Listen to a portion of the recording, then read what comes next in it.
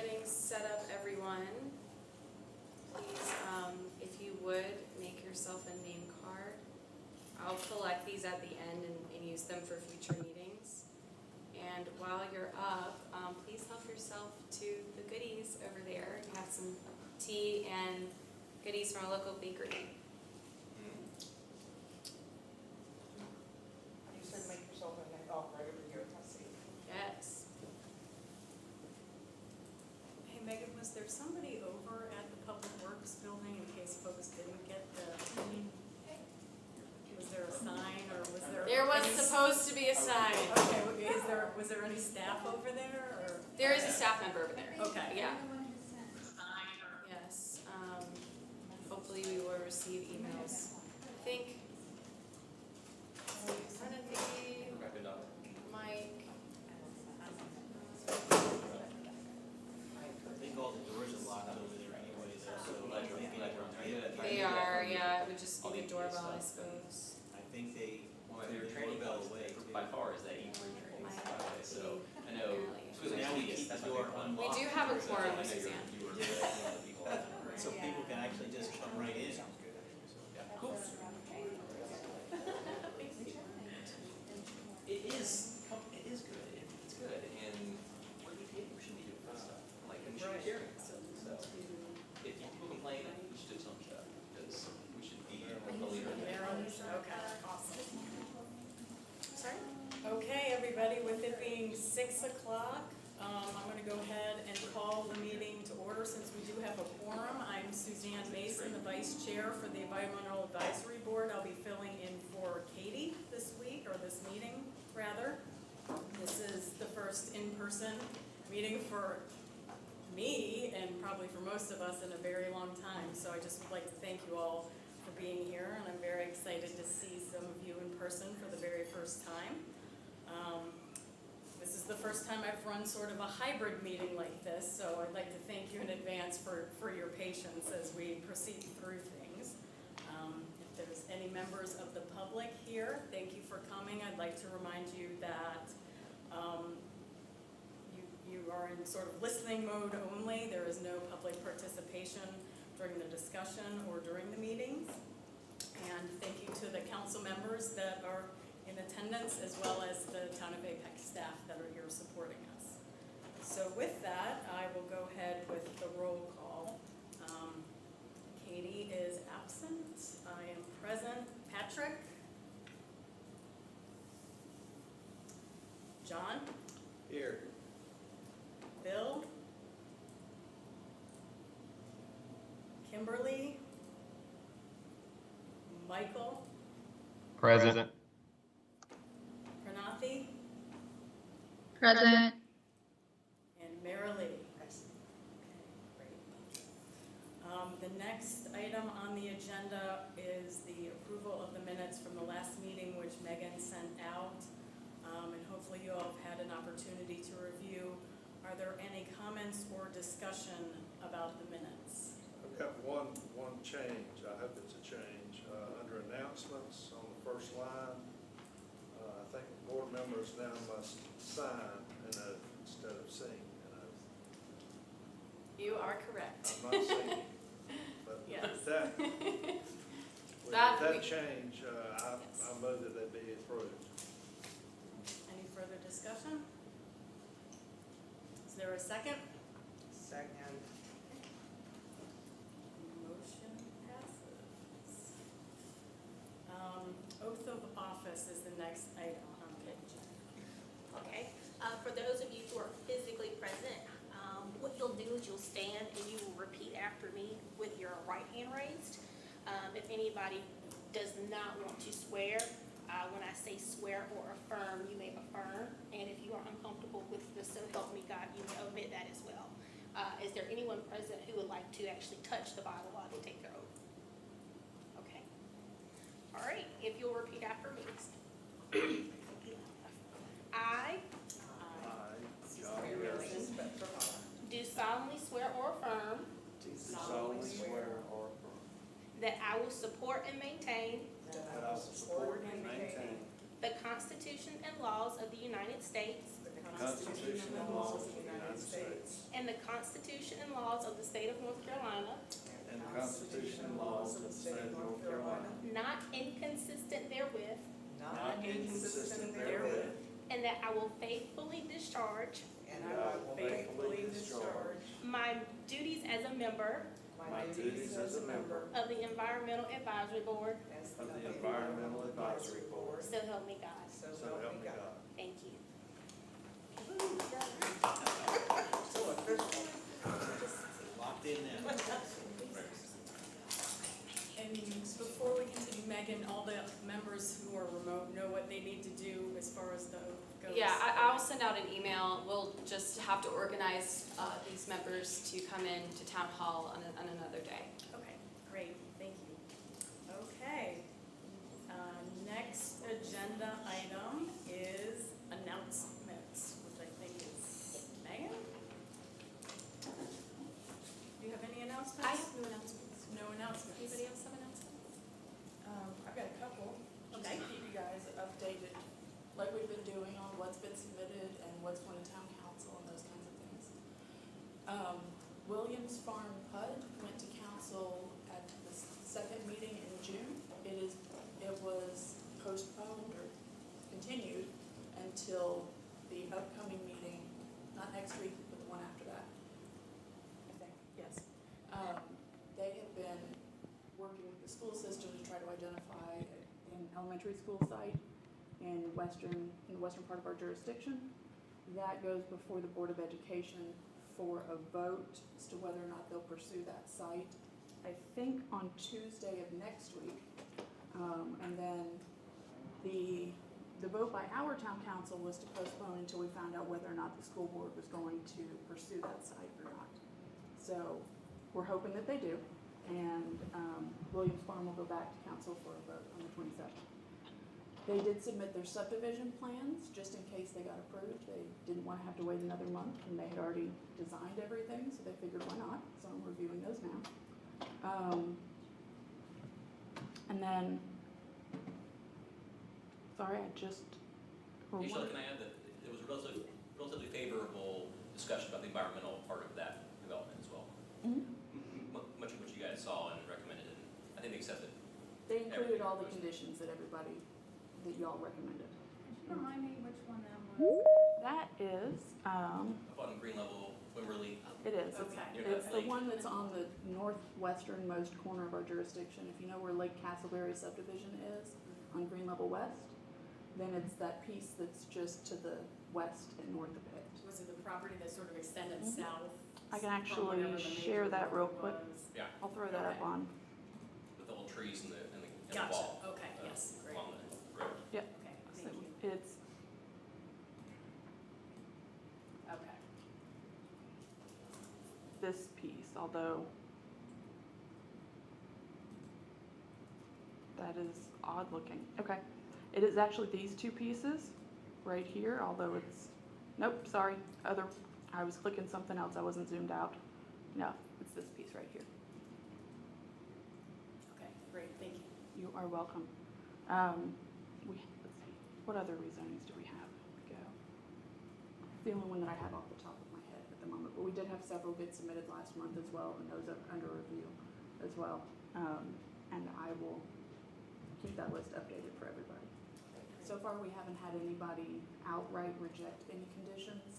The only time that they haven't included something that you all have recommended is when they had done thorough analysis and just couldn't make it work, which just wasn't, they didn't have enough information at the meeting to be able to tell that.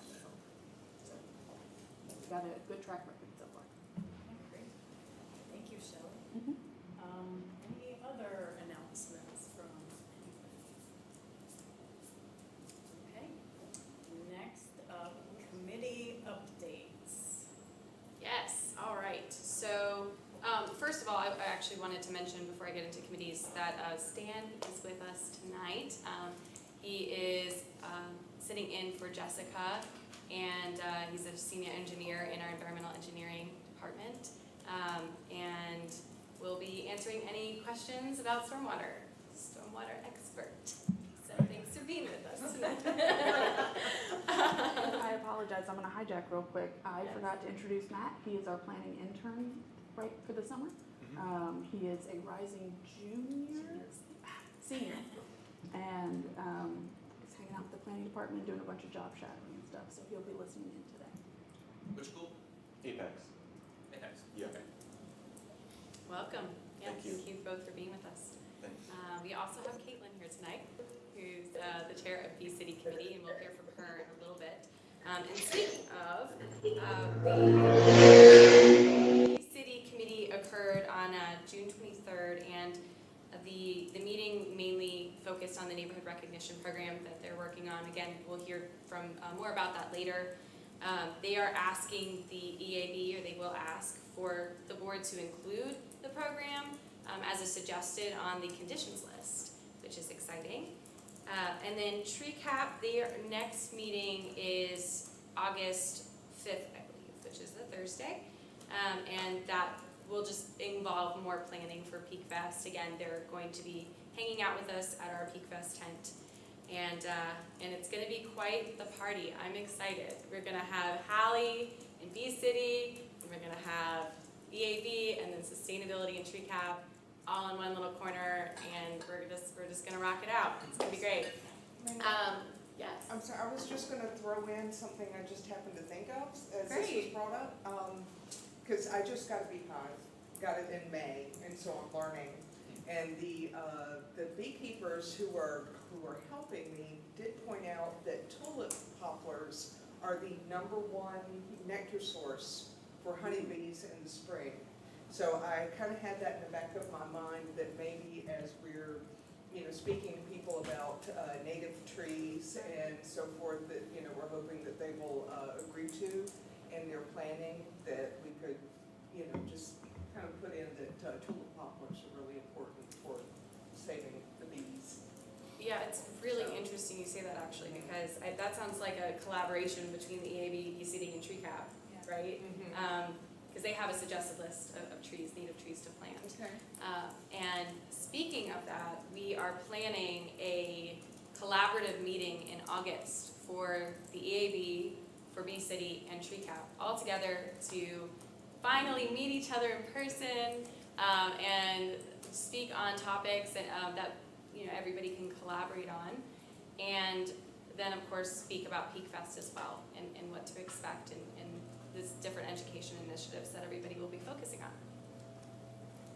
Okay, great, thank you. That is very exciting news that there'll be a collaborative meeting. Yes. I'm really looking forward to that. Okay, so it looks like we do have a pre-application meeting. Are the applicants here, or are they remote? We will admit them. One second.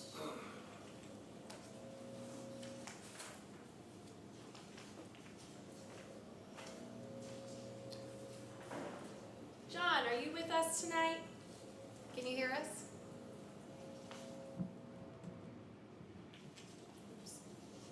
Can you hear me now?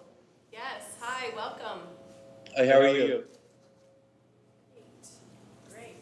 Welcome, John. I'm Suzanne Mason. I'm the vice chair of the Environmental Advisory Board. I'm chairing the meeting this evening.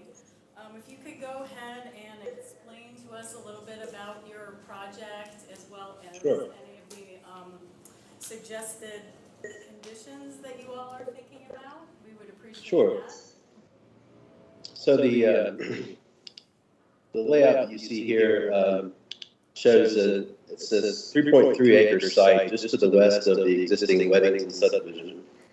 Essentially what we're proposing is to construct basically just a cul-de-sac at the end of Beauregard Place. Beauregard Place was a street that was part of Weddington. So we're basically constructing a cul-de-sac at the end of that road. And the plan is for 5 lots. I know that plan that was pulled up shows 6, but we're able to get 5 lots on that site. And the lots are average 10,000 square feet. And the area that the site is located in an area that's, again, just to the west of Weddington, between the American Tobacco Trail and Weddington subdivision.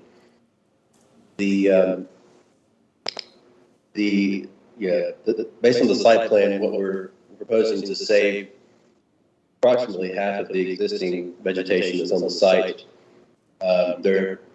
There's a floodplain that goes through the site, which we obviously can't develop in, and there's a riparian buffer as well. So we're certainly preserving quite a bit of vegetation on that site. And the site itself is really kind of an infill site, given the fact that it wasn't included in the Weddington subdivision, and it's kind of surrounded by existing development. I think that Weddington probably, it probably would have been included had the terrain been a little better, but we're able to, we're coming up with some creative ways to make this site work as an infill site. And, obviously it's, we're utilizing the existing development that Weddington has constructed. So we kind of see this as a nice little suburban infill site, if you will. Okay, and what zoning conditions were you all thinking about? Were you all provided with a list of suggested ones? I think we're committed to a maximum of 5 units and 5 lots, and our density is less than 2 units per acre. We said maximum of 6, but ultimately, I think it could be 5. That's all that we could fit in that area to maintain the average lot size of 10,000 square feet. And as far as are you speaking of the environmental zoning conditions that we're going for? Okay, sure. We're looking at water quality and increasing the storm design from pre to post from 10 to 25 year. We feel we can do that given the limited amount of impervious that we're proposing. We're also Hey, John, can I interrupt you just for a second? Sure. I received a list from Glenda, an updated list from Okay. this document. I'm happy to pull this up and share my screen. Yeah, that'd be great. You forwarded Yeah. it to me, so I'll pull it up real quick. Where did that go? Here it is. Thank you for reminding me of that. There you go. That's what I'm looking at. So so number 1, water quantity. Option 2, increasing from 10 to 25 year for the pre and post attenuation. So we feel that we could achieve that again based on the amount of impervious that we're proposing. That shouldn't be difficult to achieve that by increasing the size of our detention facility. And we're not quite sure yet exactly what we're going to do as far as stormwater management. Since it's such a small site, it's very tight on the grading. We may end up having to do an underground type SCM device. So, but again, we can modify the size of that to get up to the 25-year storm detention requirement. Item 2, water quality. Since we're backing up to the floodplain and a riparian buffer, we feel like, and it will be a cul-de-sac, and there could be residents from Weddington who come down to the end of the cul-de-sac with pets. So we feel like, we think it's appropriate to install signage in that area regarding pet waste. And item number 5, we're agreeing to install a pet waste station as well, since we feel like that this cul-de-sac might be an area where pets or residents may take their pets. So we definitely think that's an appropriate thing to do for this little infill site. Item number 3, preserving tree canopy. We have, again, like I said, I think it's at least 50% of the site we're preserving, and the site is currently 100% wooded. But again, we said we can commit to preserving all the existing trees within the riparian buffer, with the exception of we're going to have to get a sewer easement along part of that riparian buffer, because otherwise there's no way to sewer this site. That's the closest manhole that we could reach by gravity. So that's the only area that we can't commit to preserving, because obviously we'll need to remove the trees in that easement. But everything else, we're committed to preserving. And then item number 4, the lighting efficiency requirements, I think, we certainly can commit to that.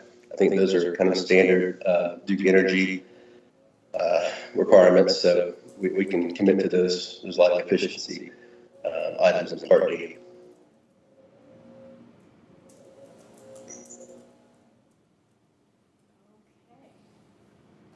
Well, thank you. Are there any questions or comments from the board regarding this project? And for the folks that are remote, if you could just use the raise hand option, or even jump in if you hear a silence, that's okay as well.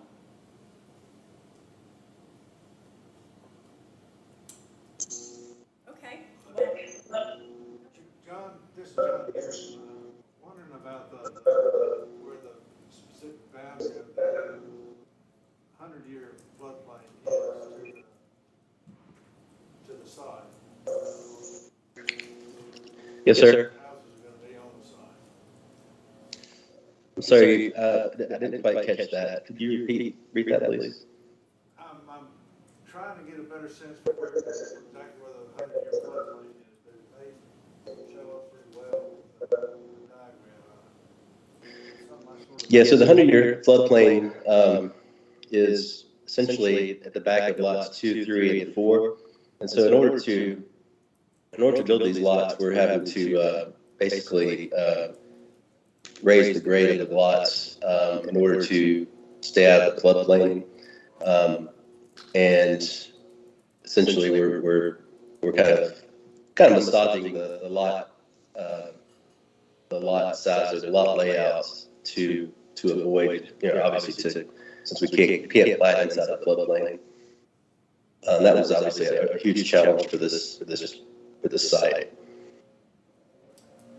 so on this map that we're looking at, I noticed that the floodplain boundary follows the retaining wall. Is that the delineated edge of the floodplain, or are you guys building into the floodplain, and delineating for that? The floodplain itself will follow the proposed retaining wall behind lots 2, 3, and 4. Yeah, the existing floodplain elevation follows the existing contours. So I would say maybe the first 10 or 20 feet of lots 2, 3, and 4, where we're raising the grade, the floodplain obviously gets pushed back a little further into the site. Otherwise, the site wouldn't be developable if we weren't able to do that. Again, this is part of sort of the kind of the infill nature of the site. It's so shallow that in order to make those lots deep enough to develop, we had to massage that floodplain. So the rest, in order to do that, then everything essentially we're seeing in yellow there would be mass graded to be able to build the retaining wall? Yeah, could you repeat that? I'm sorry. I'm having a little trouble hearing. So everything shown in yellow, would that be mass graded? Sorry, I'm still. It might be my computer that's Everything in it's yellow cutting will out. be graded then and cleared in order to build the retaining wall? Yeah, that area, obviously, anything that you see in yellow is going to be graded and cleared. That's correct. Okay, so I noticed that another, can you hear me okay? I can hear you now, yeah. Okay.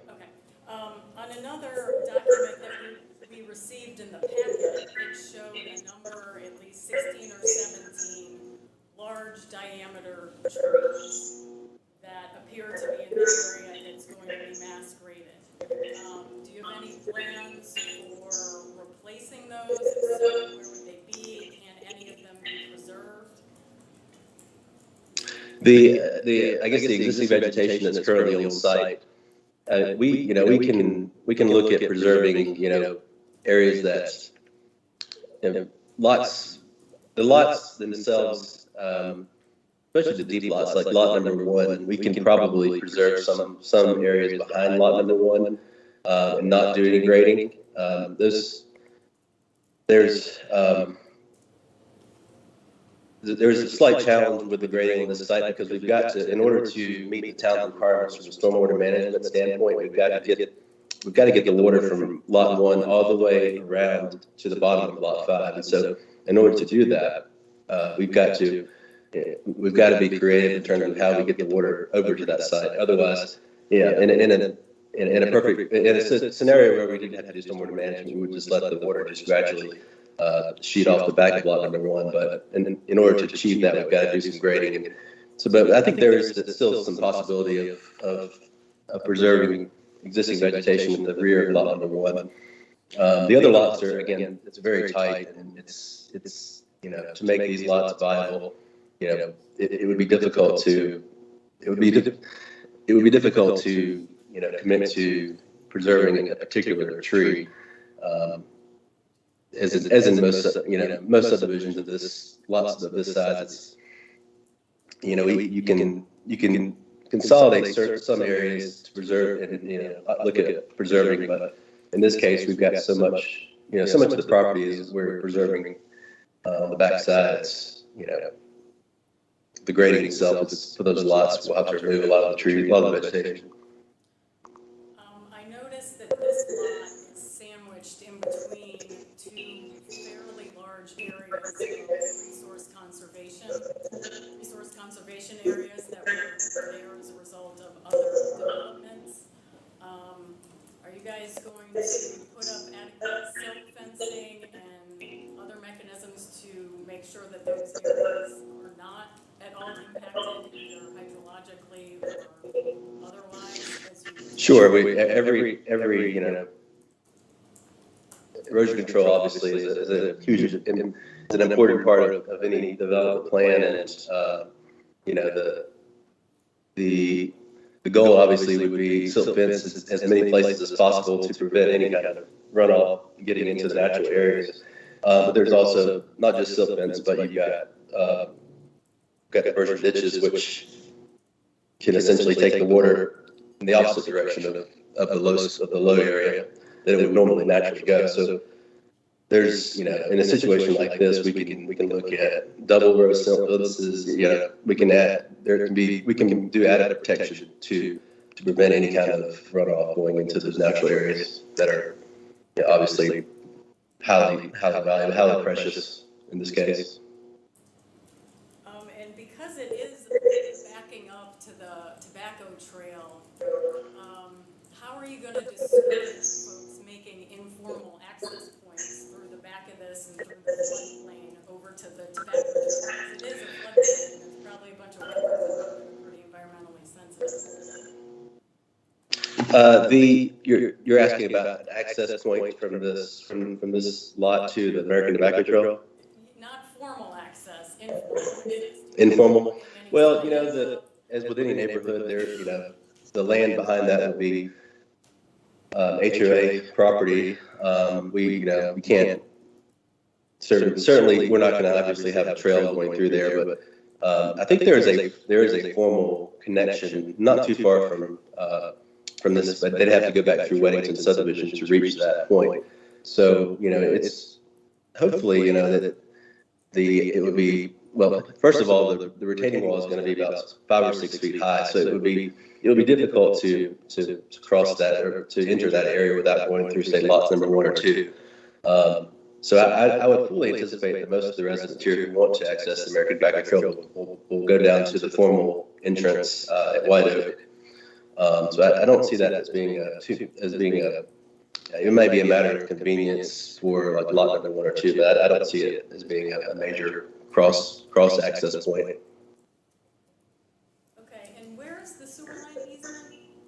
So sewer access will be, the existing sewer manhole is kind of, if you draw a line from lot number 4 straight down, it's off-site just a little bit. We're probably about, right in there is where the existing manhole is.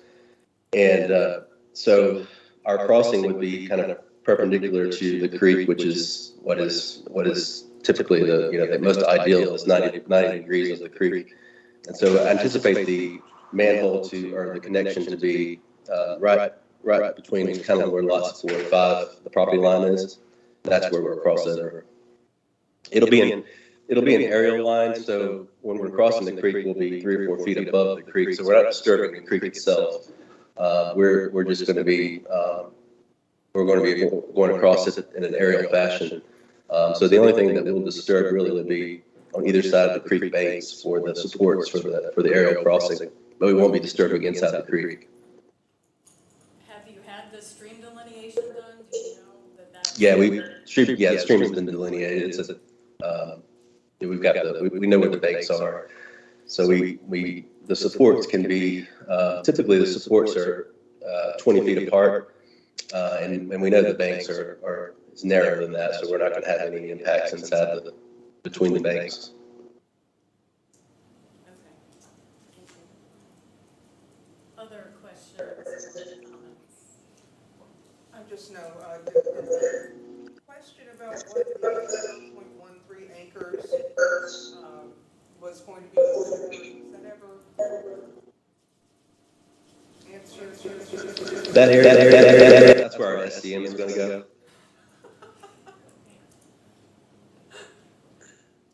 Yeah, that little, yes. Yeah, that's why I'm thinking it's going to have to go underground because of the amount of area we have there. Very small. But I mean, an underground system is something that you typically see in a denser type of development. But in this case, that's all the area that we have. And then, but I think it'll be nice because it'll be, since it's below ground, that area will be a flat area. The residents can potentially access, well, especially the lot number 5, can use that sort of as an open area. Any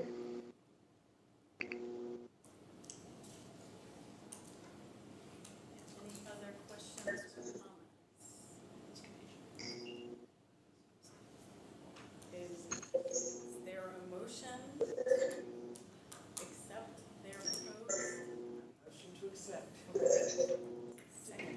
Were there any, did you want to add any conditions regarding any of the floodplain stuff or anything that you asked about? I just want to be clear so that I cover that. I would like to suggest considering adding signage about the environmentally sensitive, well, wherever your RCA is, which I'm assuming is all the area in light green. Might be some of the buffers. Okay. You're asking about RCA? Yeah. Yeah, this site, because of the size, I believe it's because of the size of the site, or maybe it's the number of lots. We're not required formally to dedicate RCA, but if we had to, that area would certainly be more than adequate to. And it's essentially RCA because it's land that's basically that cannot be developed. It's in the floodplain, so it's an area that's always going to be a natural area. So, but again, we didn't. The town Apex requirement doesn't require us to dedicate a certain area and call it RCA because of either the area of the lot or the number of lots, one of the two. It's because of the overall density. If a residential, a single-family residential project has fewer than 2 dwelling units per acre, it would be exempt. Oh, it was the density. Now, that doesn't say that you can't dedicate it, if that's what you want. If you guys are asking us to say this is RCA, we certainly would have no objections to that. I think the original question was including in signage Yeah. that it's a what's the right word? Sensitive area environmentally. Sure. Yeah. I guess my question is, the number 2 that you seem to be agreeing to do, install signs for sensitive areas. Would that cover it? Yeah, just, and then say that it's not, don't throw your pet waste back here, it's not. So we have 2 different types of signage that we're talking about right now. The one that they've already proposed is for pet waste. The one that Suzanne's asking about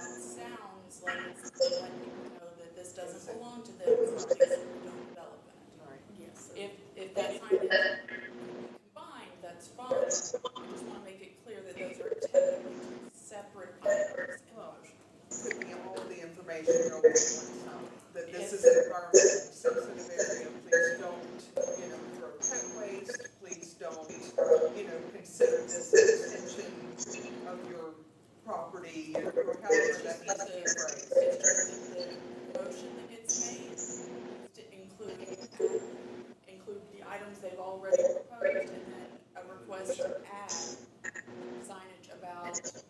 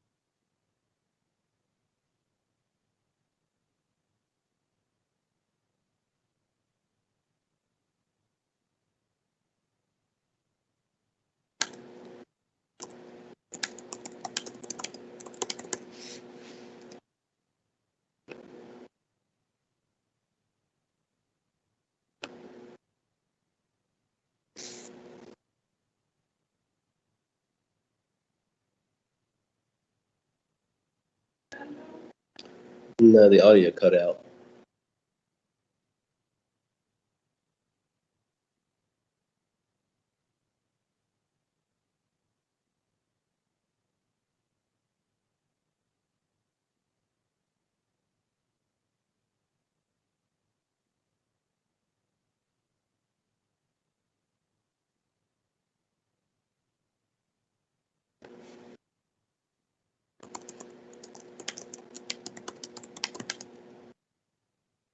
I think y'all are muted. Can you hear me now?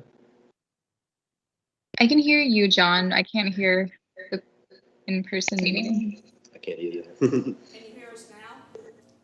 Yes, we can hear you now. Yes. Button got Sorry pushed. about that. All right. Okay. If you had any questions, then I was just sitting there nodding. Sorry about that. What did you last hear? We were discussing the signage and whether or not maybe sign or number 6 needed to be included, or there was some discussion about whether there was some redundancy there, or if something applied to us. Okay. So Marilee amended her motion to include signage in the environmentally sensitive areas. So to add that to our list of conditions, and then we were taking a vote on the amended list of conditions as you see them, or list of recommendations as you see them presented on the screen. So, Mike, what is your vote?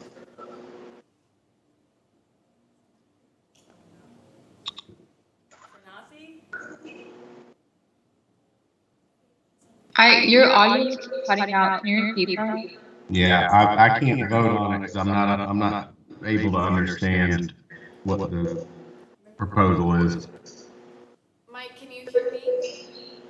Yeah, so what's happening is the audio in the room is good for the first few words, and then it's picking up someplace else and cutting out. So there's some type of echo, or maybe there's two pieces of audio picking up somehow.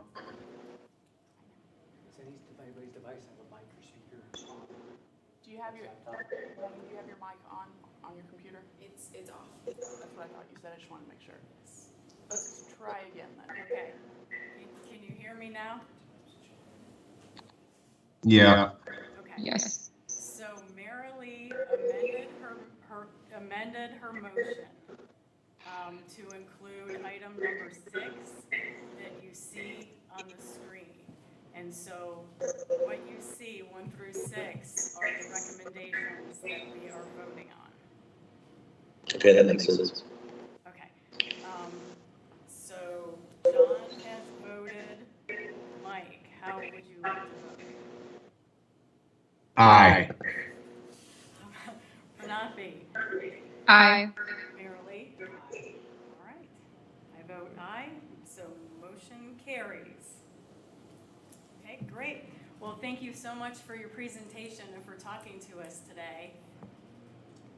Thank you. Thank you, John. I think John's on. Okay. Oh, she's great as long as it works. The next item on our agenda is the Dark Sky Work Group updates.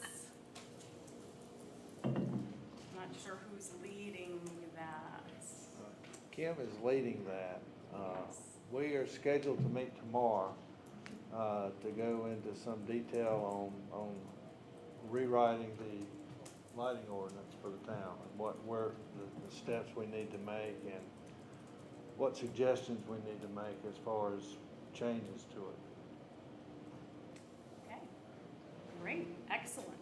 Were you all able to hear that online? Yeah, the audio is 100% better now. Yeah. Right, so we moved some speakers around. Okay, great. Next item we have is the Bee City Committee, and I believe Caitlin Hartman will be talking to us about that. Welcome. Thanks for having me. Caitlin, would you like me to share my screen? Sure, I'll get to this. So Megan was at our last Bee City Committee meeting and talking to us a little bit about some of the initiatives that the EAB has, and one of them was about pollinators, and we wanted to just kind of get in front of the EAB to show you what we're working on and kind of let you know that we're here and that we want to work with you to be able to do this. Because obviously, it is Bee City Committee, so one of our largest initiatives is to increase pollinator habitat across Apex. One of the first things that we've decided to tackle is to develop this pollinator habitat certification program. And so, Bee City is about expanding pollinator habitat and having folks educate folks on native plants and native bees. And yes, honeybees have become, while they're not native, have become a very important part of our culture, of our environmental stewardship. And we have many people on the committee that are beekeepers. I'm not. I don't know all the beekeeping stuff, but so I just wanted to bring this to you. This is a draft of our certification program. We are still working on trying to finalize a few of the things within here, but we're looking at trying to bring this to 3 different types of customers. We want to bring this to residents, to communities or neighborhoods, as well as like corporate. So the corporate could be any of our local businesses if they have space. We want to offer this to all 3 of those. If you scroll down a little bit, there'll be 3 different certification levels, and certification is probably the wrong word because we've changed the first level from a certification level to really just a participant level. And that level being really where we're encouraging people to kind of self-certify that they're going to learn more about native plants and native pollinators, and start taking small steps to make changes in whatever, wherever they are, in whatever of those 3 levels that they were in. And then the silver and gold have different requirements. And then there's a table below that. And you'll see some of the things in yellow. What we're doing is asking people to provide food sources for pollinators. So we're asking people to do both nectar and host plants. The participant level obviously has no minimum requirement, but right now we've got 20% of your available property for silver and 40% of your available property for gold would have these sources of nectar and host plants. As part of this, and in all of the categories that we're going to talk about, we are hoping to provide examples of what that means. So we may not develop that ourselves. We probably won't, at least not initially, but there's so many resources available right now that we'll just are hope is to point people in the right direction. The second of that under food is using native plants. And this is something that's extremely important for us to be able to encourage people and teach people why native plants are important. And really that they are the backbone and they are what support our native pollinators. The second being providing water, which is actually very, very easy to do. Providing shelter, if you scroll down just a little bit more, Megan, sorry. Which could be, you know, either keeping areas of bare soil available or providing some kind of artificial nesting, or simply as just, you know, leaving some, you know, wood or stalks, flower stalks that you cut back from the previous year there. The fourth item being safeguarding habitat, so that includes reducing and removing invasive plants. So part of this would be teaching people about what plants are considered invasive. Most people I find don't really quite know what those are, and many of our retailers still sell them. So, you know, we want to try to push what's native and what, on the flip side of that, what is invasive, and then minimizing pesticide usage. And as part of that, hopefully we'll be able to give some alternatives to like things like mosquito spraying. So, and then for gold, there's also going to be some requirements for additional options. So if you're there, we've put some options here where they'll need to kind of go above and beyond and show that they've done 2 options from each of the, we've got a section for residential, neighborhood, and business or corporate.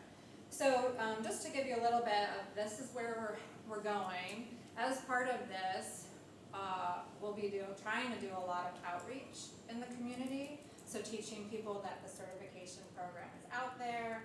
We are going to develop, you know, yard signs, and we will be doing some kind of certification program, whether that's done through email where they provide us photographs, or a combination of that and site visits or home visits, or I guess it would be site visits because they're not be at everyone's homes.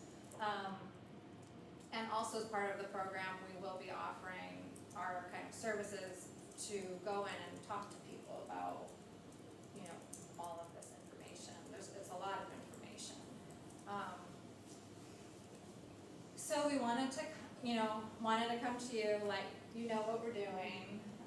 It's been a little bit of a slow process, but you know we're getting there, and we're hoping to have at least this finalized for Peak Fest, so that we can start to talk to people about it, and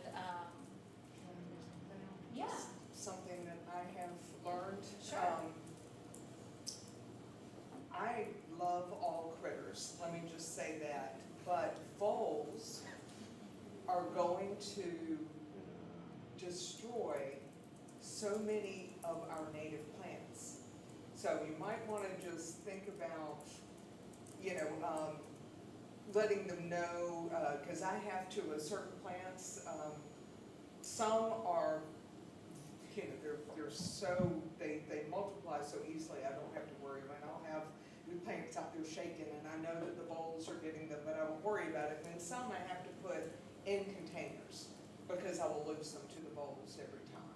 So just to throw that out to you. okay. Yeah. Just a thought on that one. I had the same issue. My neighborhood cats seem to be taking care of that quite well. I finally got my neighbor to stop killing the black snakes that like to come in my yard. Yes. So that seems to have helped my vole population. They do I a have great a job. 6-foot friend. Yeah. Yes. They do a great job of aerating my soil, though. I never have to worry about that. Yeah, that's true. That is true. And I've seen a hawk come in and get a vole and everything right in my front yard. So I try to let nature do what it wants to do, but just to warn you that you can spend a lot of money. You wouldn't think that something like swamp milkweed is hard to grow because it is a weed, but it's very tender, it takes a long time to get established, and the voles love it. So just to, you know, throw that out Yeah. for certain. Crazy Yes. plant lady, I know. I know. That's me too. Beneficial predators. Yes, well, I saved my dogs from a copperhead, and the copperhead from my dogs the other day, so I let it all live. Just as a thought, the planning department recently updated our design and development manual, and we did that to place all of our native species at the top of each and every list. So if that's helpful to you all, you are welcome to use it. It's on the town's website. Okay. And we did that partly because most people are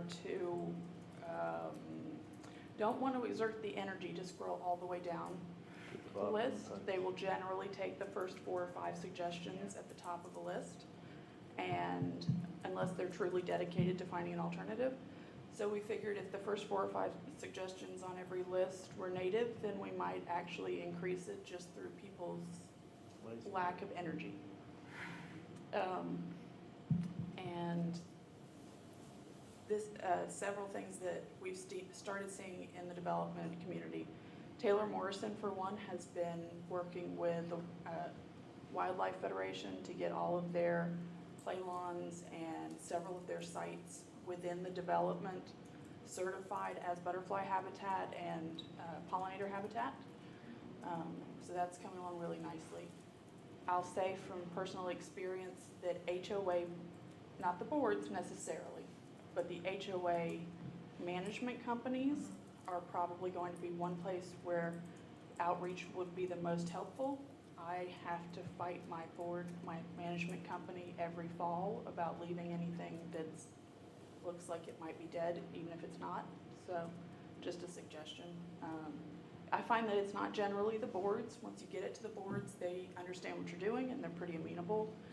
But the management company doesn't feel like they have the leeway to make that interpretation unless the board directs them to do that. And a lot of times they have a very specific aesthetic and they manage dozens of HOAs. So they're the ones who actually write those violation notices and go through and inspect. Right. I'm glad you brought that up because, you know, we realize, especially in communities and in neighborhoods, it may be a little bit of a battle, and I think that was probably where we'll be the most, hopefully used the most to come in and talk with neighbors and potentially the HOA on their, not the, I guess what's The management the company? management company, thank you, on behalf of the HOA or the board if necessary. Yeah, that's gonna be more of a challenge. And generally, if you can get the board on your side, then they can direct the management company to ease up or to allow those certain things. But they have to have that direction in order to be willing to do it. Otherwise, they feel like they're not doing their job the way that they should be. And I can understand why. You know, they don't want to lose their contracts. So. Well, I mean, the management company works for the board, not the other way around, and they have their rules, and until the board does direct them otherwise, I think they're gonna go by that list, and they're not gonna worry about changing it. So, at least that's the way my HOA management company works. It might be a good idea for us as part of this, maybe to develop some photos of, of things that maybe are acceptable or not acceptable, you know, from a HOA perspective, you know, like leaving your leaves in your flower beds is okay, but making sure that they're blowing off your lawn or something like that, or, you know, any other examples, maybe that would be helpful to kind of, work through that. It's, it saves you money to use leaves as mulch instead of mulch, going out buying it, so. Do you have other suggestions for that, kind of working through that relationship? Planning keeps a list of the HOA contact information. We have one of our other interns, I think, updating that list right now. So if you'd like, you're welcome to email me or Amanda Bunce in our department to get access to that. Okay. It does have, I think it has email contact information on there, but it may just have phone numbers. I'm not certain at this point. Okay. But we do try to keep that updated because we actually require that any development notify the HOA as well as the residents who own property close by. And then, Hey Shelley, before you go on that list, does it have when they're supposed to have their annual meetings? we don't have that. You'd have to contact the individual HOAs about that information. Most boards, or most of the management companies anymore have a website for each of their subdivisions. So that might be something that you could go in there and look for with Google searches once we get the list of subdivisions to y'all. So that might be a good option. And then, I'm not sure that, I know some of the websites you're not gonna be able to get access to unless you're actually a member that's true. of the community, so that may. But I think it might have contact information at least on there so you can Should, yeah. get to somebody. And I agree with that, and maybe bringing it to an annual meeting where you may get more residents who never thought to push this in their neighborhood, and the board just may not think about it, or may not know that there's interest. I think that's a good idea. Yeah. I mean, that will be, I think, really critical for us, you know, even if we're not getting a whole neighborhood, even if we get individual people or residents that are interested, and then eventually, if there's enough residents, you know, then maybe more of the neighborhood will follow, so. And then I know the town has accounts on Nextdoor and Facebook and things like that.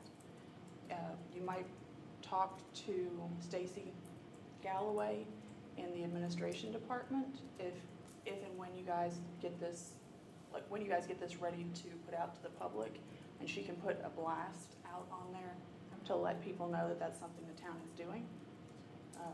I've used her for other things as well. Used is the wrong word, collaborated with her.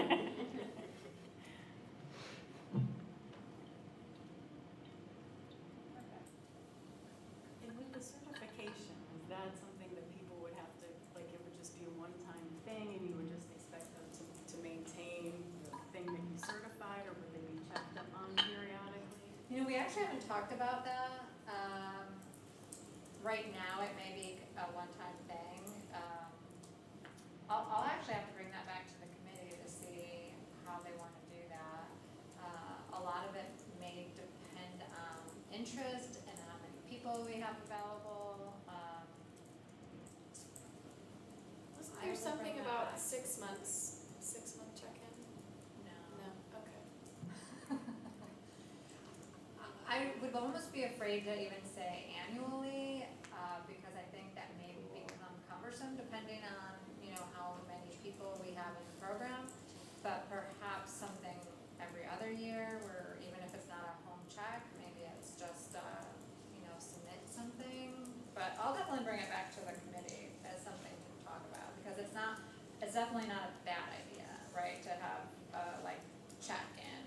Yeah, or just, you know, It for may be worth it to changes. do for like organizations or corporations, commercial stuff, maybe check them, but not worry about the residents. Yeah. Yeah, and it takes time to establish a garden, so you do wanna give them, you know, It takes time, It does. yes.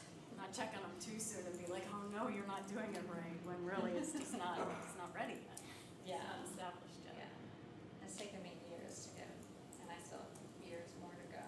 It's never ending, never ending.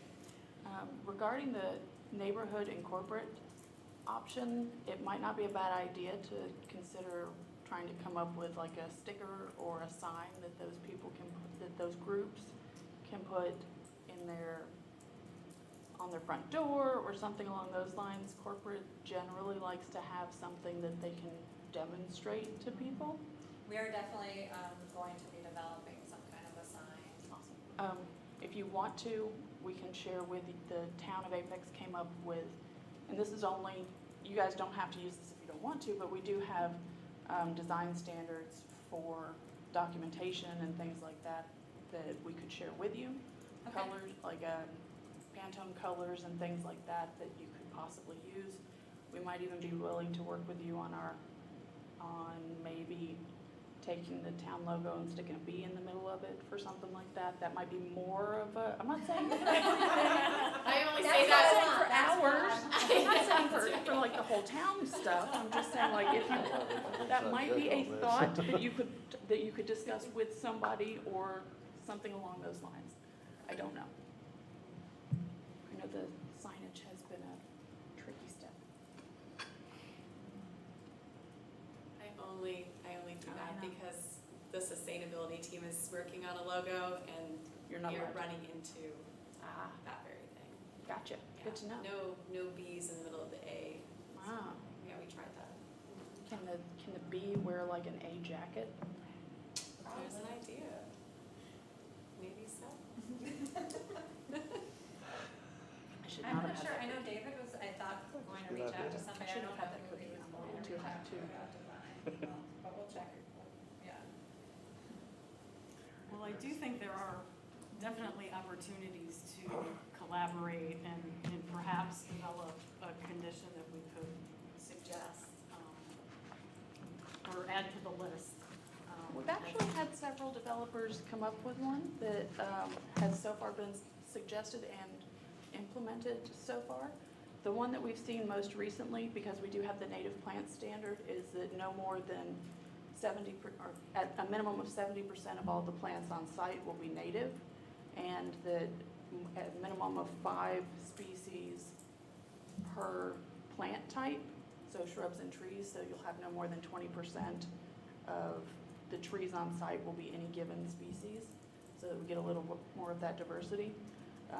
I'll be honest, generally during plan review, especially for subdivisions, we're looking at 15 or 20 different types of trees easily, and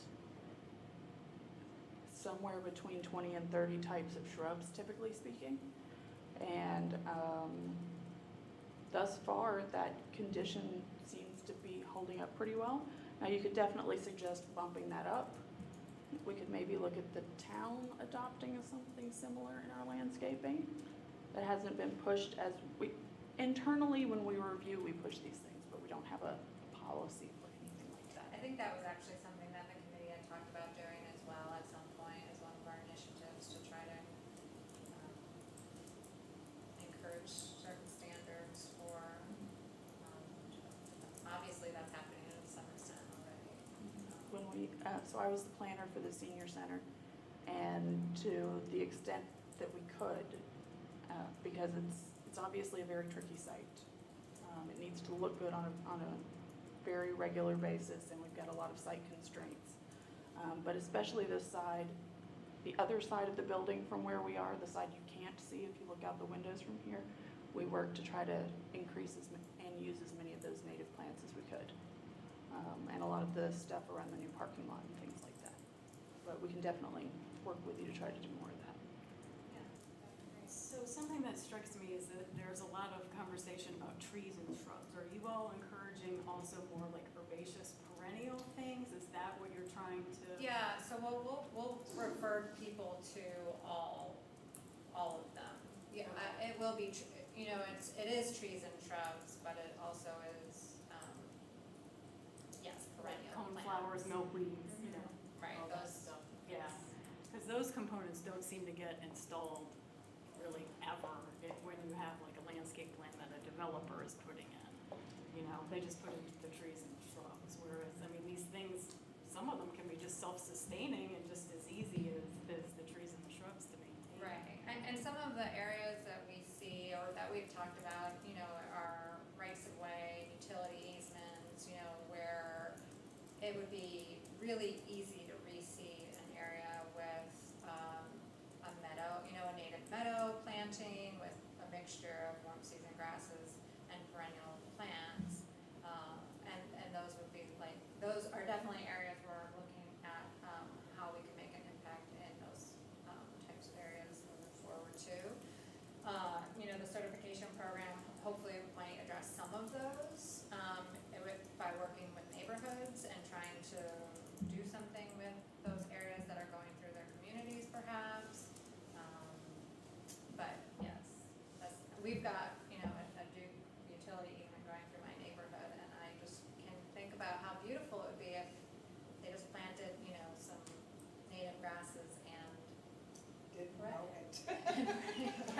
mean, it would be beautiful, Mow it and they once a would. year. Mow it in the Yeah. winter. Right.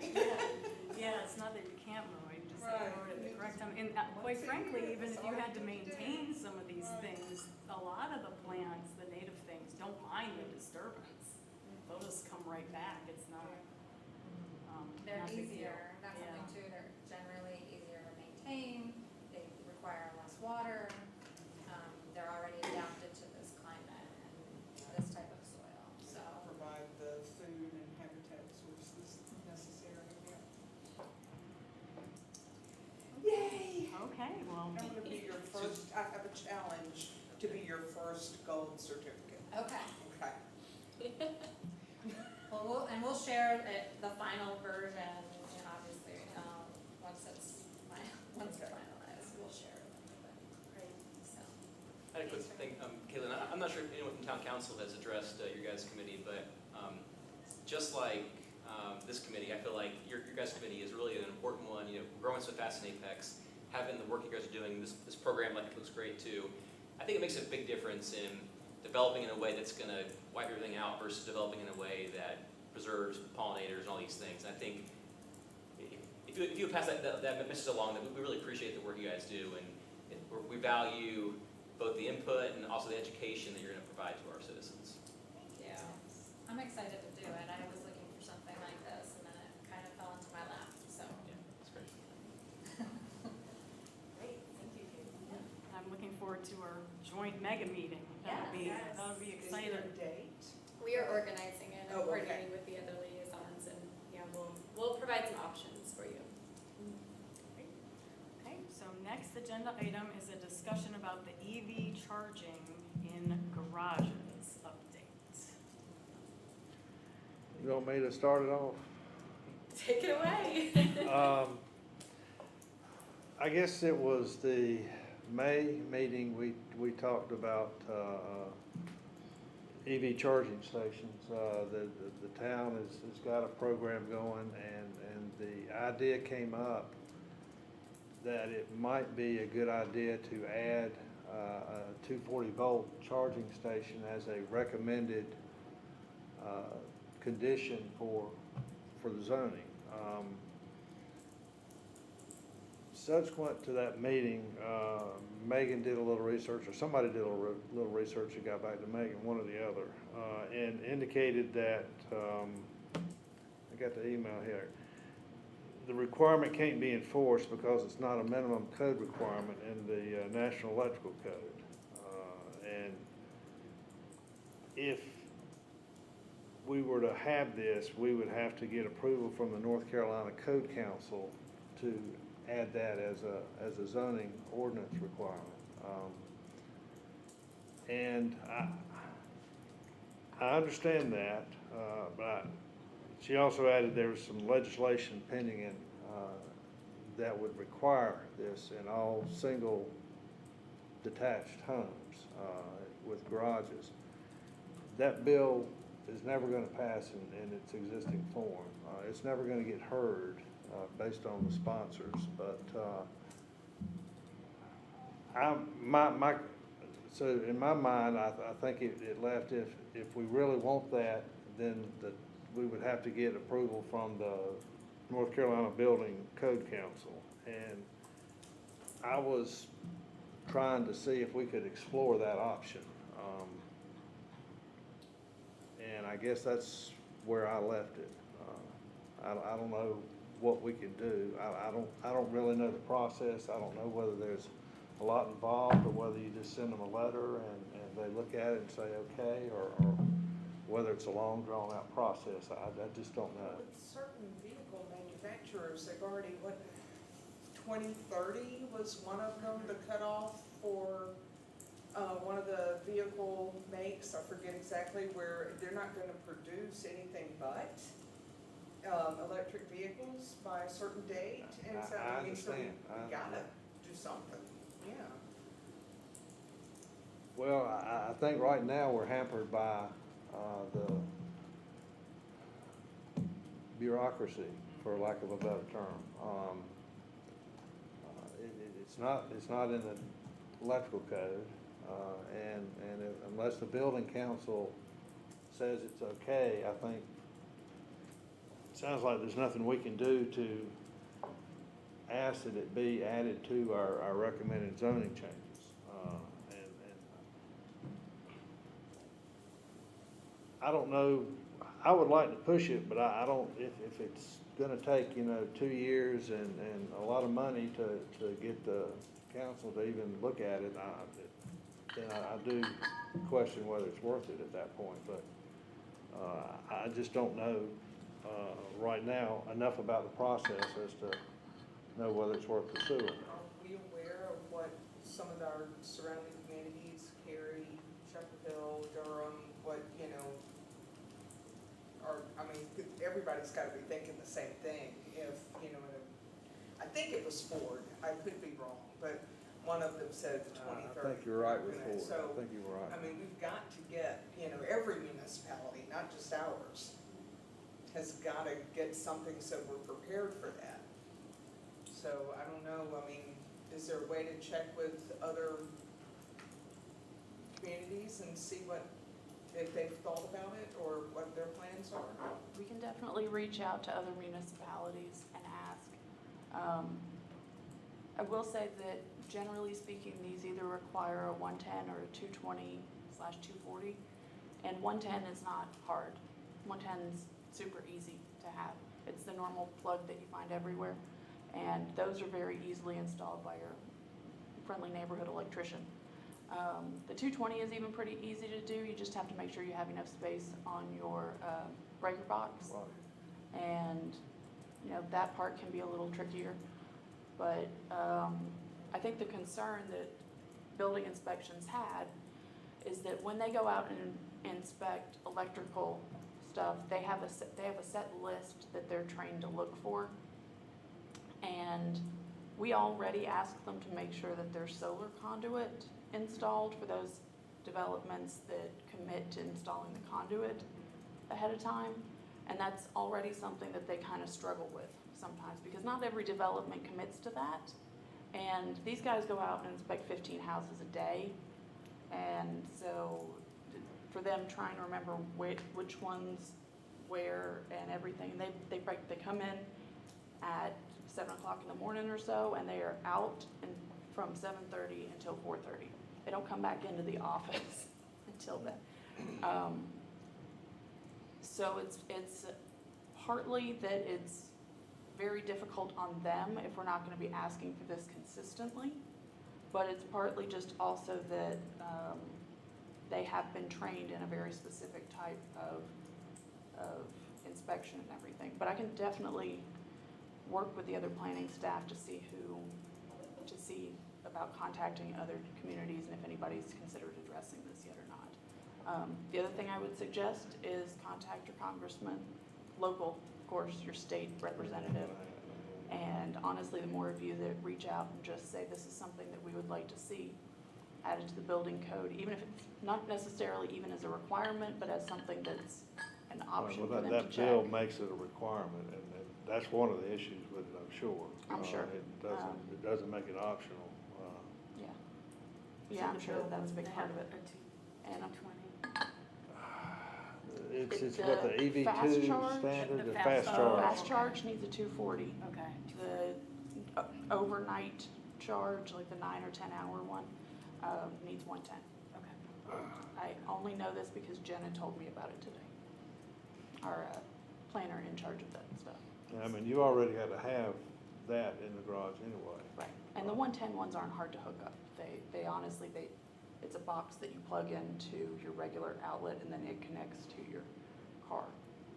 So, is like the bigger developments that are going on, I'm thinking like the apartments, like what, in 30 years, what are those people gonna do? Like usually they don't have assigned parking places, there's not a plug. Well, so that's actually something, when Jenna came and presented to us, was it last month? The month before, I don't know. When she came and presented the EV parking standard to us, that's something that's gonna be required for all new apartment communities I think that got approved at last month's council meetings. So anything that was submitted in July has to meet that. Planning is already retroactively asking people that submitted in June or May if they would please be willing to do that. I don't know the feedback on that at the moment because I'm not reviewing any apartments as we speak, but I do know that that's something that we've been requesting. And typically when we know a UDO amendment is going to council and we have a really good feeling that it's going to get approved, we ask people to, even if they've already submitted and they're not technically required to do it by law, then we ask them if they wouldn't mind, just because it makes it easier for us when the development is actually under construction. Yeah, I'm thinking so- about like the ones that are like going in, like on 64, there's like, you Yeah. know. I mean, it's expensive to retrofit, Yeah. but I'm sure Yeah. that they'll do it when there's the demand for it. Yeah. That's part of the reason why we're making it a requirement up front, is because you get a certain number fully installed now, and then you get a certain number that have all of the groundwork for it, and basically all they have to do is the above ground stuff. And that is so much less expensive than having to completely retrofit the parking lot, or even a section of the parking lot. I mean, and that's one of the reasons why I think it's a good idea. I agree. I agree. We can definitely look into what the other communities are doing. It may be that it would have to be requested as special legislation. I don't, did the email say if it was the North Carolina Building Code or if it It's electrical code? the North Carolina Building Code Okay. Council. Just making sure. Then we can definitely look into that. It may have to be a special legislation request for it to be added as an option. I don't know that that bill will necessarily get approved It to wouldn't happen require this it. There's too many people who aren't forward thinking in terms of what the trends are going towards. And, you know, don't want to have to be required to do stuff, and that's, to some degree, understandable. Change makes people uncomfortable. In addition, hopefully, you know, folks start to rely less on single-use vehicles in general, you know, especially in Apex, as we have our Go Apex bus, and our bike plan 2030, you know, there are alternatives that are better even than electric vehicles, so, it's certainly important. So we'll look into what other neighboring municipalities are doing, as well as what it takes to go through the NC Building Code Council for approval, including to the time and the cost. Right. I mean, I'd like to do it, but I know that, you know, if it's cost prohibitive, there's no point in wasting time or money. That's why I was asking about the other communities, because it could be a combined It thing. could be a combined effort, yeah. And the Department of Transportation got a lot of money from, I think it was the Volkswagen settlement. I saw something today. They're putting in EV stations along interstates, so it's definitely a timely topic. Interstates? Yeah, this one Interesting. was off, yeah, they said it was, oh gosh, I forget where they said exactly where it was, but it was just off I-40 somewhere, and it was like. Okay, I was afraid that it was thinking that it was like people were pulling off on the side of the road to No, charge. no.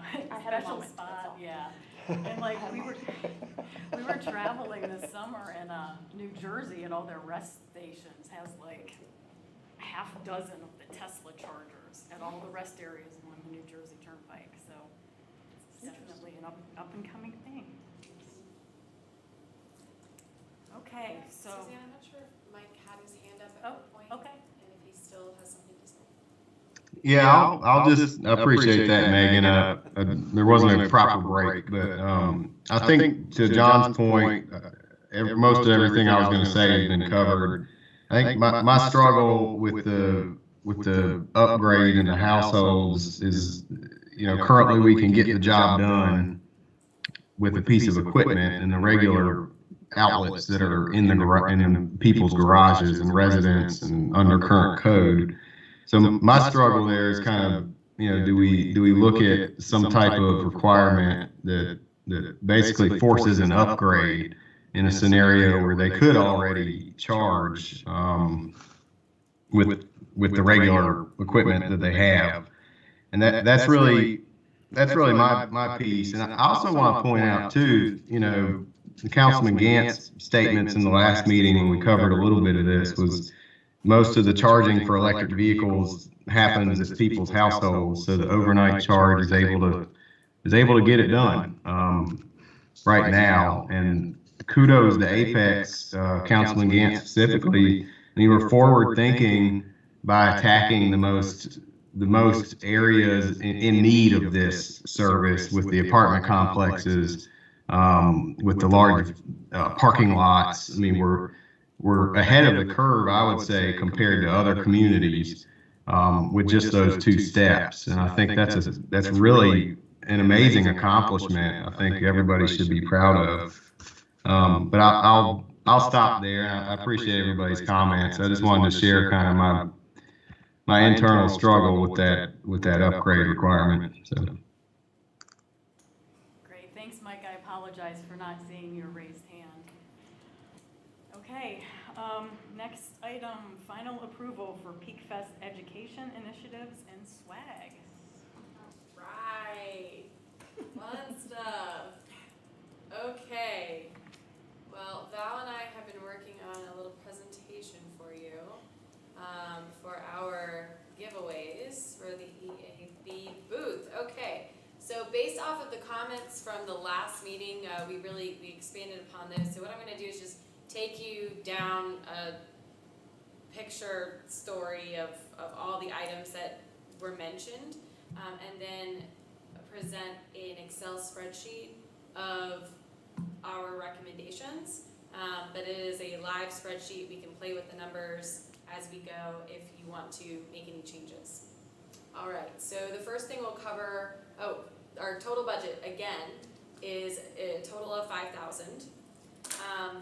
I tried to go pretty under that 5,000 cap just because, you know, this is a large meeting. It's going to have a lot of coverage, event for this year, but we have a whole rest of the year to go and wanted to give you a little wiggle room for other initiatives that you'd like to push in future events. We will have our Earth Week event next year. So, of course, a lot of this I imagine will piggyback.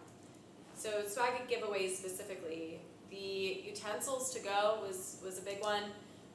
We chose this one because it's composed of wheat straw, which is a more sustainable material, and also this company specifically gives a 1% back for the planet. There's a few color options, and you can see here the different product quantities that we're working with. So typically we want to aim for 500 minimum for products that we're purchasing, just because we're looking at about 22,000 people, I think is the last number that I saw, that attends Peak Fest events. Now, of course, we don't, that's usually for the normal, typical May Peak Fest. So we'll see what happens this September. I have faith that it's going to go really, really well. People are eager to get out there. So this is one of the options right here. This is the utensils that we chose. We also have the straw. I'd like to point out, though, that this specific utensils kit includes a straw, a reusable straw.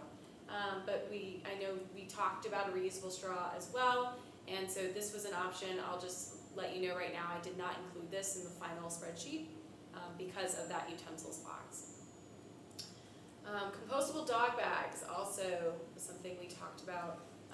I believe in just prioritizing and cost-wise, I left this off as well, just because there wasn't really a way to advertise EAB, right? And I think that's one thing that is important to do right off the bat at the very least. But of course we have those options. Plantable seed fans. So this is where it gets interesting. I know I just heard back this evening, just a couple hours ago, about the actual seed mix. So I just included that there. I know that we talked about seed paper, it being one of the best ways for us to advertise, because most people are going to, maybe a select few will actually recycle the paper, but it'll probably end up getting thrown away. But in this case, they can throw it in the ground and it will sprout flowers and herbs. So very nifty. But I know one concern that was brought up last time was what were the seeds in the paper, and to ensure they were native. And so this is the Wildflower Seed mix that I just received from this particular vendor, and I I looked up that list, and I think the black-eyed Susan is the only plant that is No. native. Black-eyed Susan, the clasping coneflower, is native to a little bit further west of us, but it still works. Dwarf evening primroses, native to this general area. Sorry, I'm a plant No, please, nerd. I love this. Cornflowers and corn poppies are not, but they are native to the U.S. in general. So, gray-headed coneflower is native to the Midwest, but I've definitely seen plenty of it around here. Indian blanket gets planted constantly, and it's, again, native to the Midwest, but is great for our plants too. Lance-leaf coreopsis is a good one. Lavender hyssop. Is that anise hyssop? Yeah, I've got that one. Okay, Yeah. because anise hyssop is native, and I think that's what that is. Mexican hat is native, so is New England aster, plains coreopsis, prairie coneflower, purple coneflower. Purple prairie clover is Midwest, but close enough. I think the Shasta daisy and maybe the oxeye sunflower are the only two that I'm not sure of. Plant geek. Mic drop, right? Mic drop, absolutely. Sorry, plant geek. I'm glad. I like plant geeks. Yes. So is it fair to say that we might support the seed mix then? Okay, awesome. Love Glad I it. could contribute. And this organization specifically, we really like because they're certified B Corp, Gold Green America Certified Business, and Certified Women's Business Enterprise. So they have a lot going on.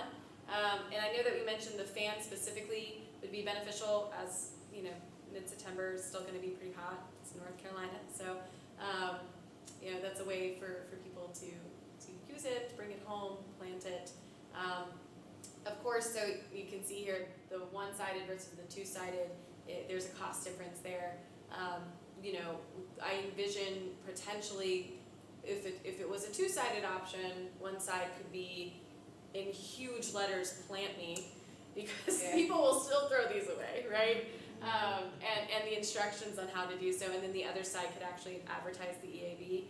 I believe, just to be as conservative as possible, I included the one-sided version in the final cost presentation, but we could certainly change that back, or even fit both items there on a, I feel like there's a pollinator. I know.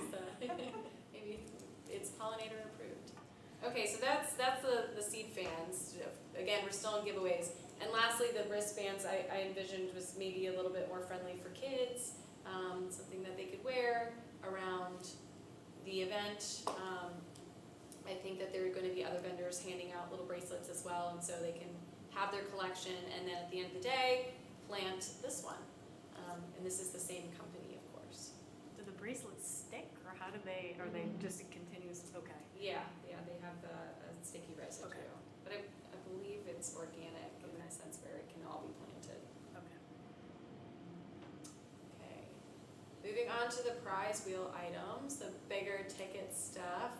We have our collapsible pet bowl. I know this was something that we spoke about that would be beneficial. So I believe that we, in the final cost estimate, we are hitting that 100 number. But again, as you can see, we can revisit this and play with the numbers and how, you know, what you want to prioritize. We also went for 150 with the flower pot set. This specific one, I remember we looked at two. One of them had a big smiley face on it, which I heard maybe wasn't the most favorable. This one, we can actually put the logo on there, which is great. And the pot's made from reclaimed renewable materials, which is great. And then there are 3 seed options: basil, chives, and marigolds. And then lastly, just one more seed item. This one was pretty cool, I think, again, for the kids. It's a seed passport, and it involves, you know, several other items that they can do and inspire them to do for the environment. So there's you know, go car free for a day. It's pretty relevant. Unplug for a day. Plant something. Shop local. Go meatless. So this could be a fun game where they, you know, they do it and then they plant it. And then in the bottom right corner there, we can add our logo. right, and then for the interactives, these were the items that were just sort of fixed costs that are in the table. This was the prize wheel, and compared to other prize wheels, it's actually pretty cost effective. And it has that opportunity if you want to stand it up or keep it on the table. And I believe it's dry erase board. Choose the big game. We found these bins that it's a pack of 4. At first we thought, well, we'll have an extra, but at second thought, we would have something for landfill, right? And we have these stickers to add. Recycle, compost, and then we could have a bin for reuse item as well. Sort of like an upcycle, how can you use this, and that might be fun because some kids might put a plastic bottle, for example, in recycle, and others might think, oh, well, I can make a bird feeder out of this, right? And so we can get them to think outside of the box, or I guess outside of the bin. So there's our choose the big game, and just so you know, Val and I have been thinking about the photo booth. We believe that we can do something with this photo booth with our own materials and creativity, and potentially also upcycling items. In addition, there's this whiteboard that we have, and so this could be, I know we talked about having a question, and then people can write down their own answer and then pose with it in the photo booth.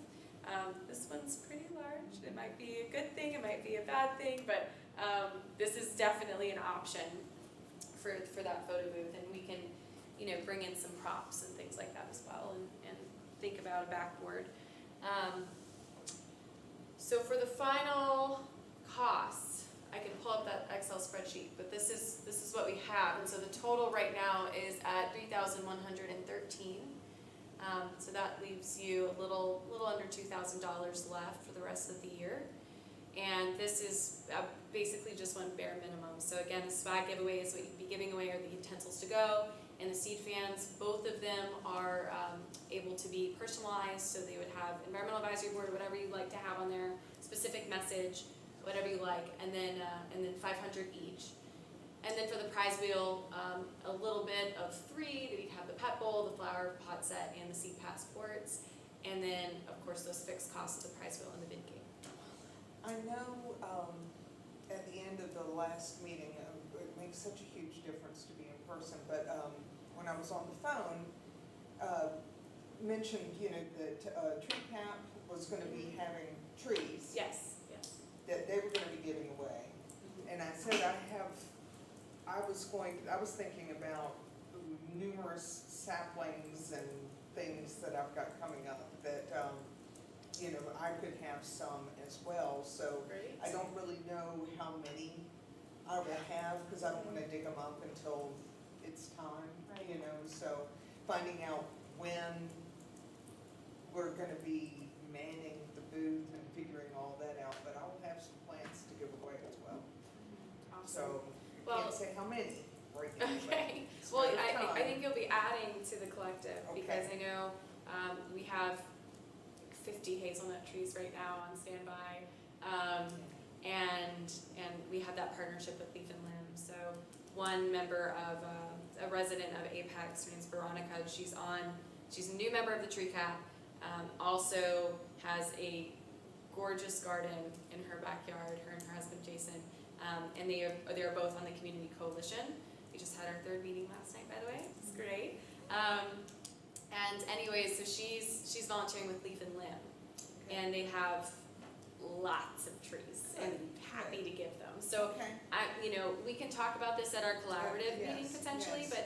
but maybe it's not just one group or the other. Maybe it's the whole environmental team that are giving away trees, and if there's one that's a little nicer, rarer species than another, then that could maybe be a prize wheel item, or we could do raffles or something of that nature. So definitely open to that. Okay.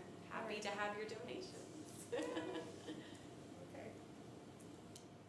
I will be sending out the sign-up sheet, by the way, for the time slots. We're waiting on the final hours, and as soon as I get those, I'll send those out so you can sign up.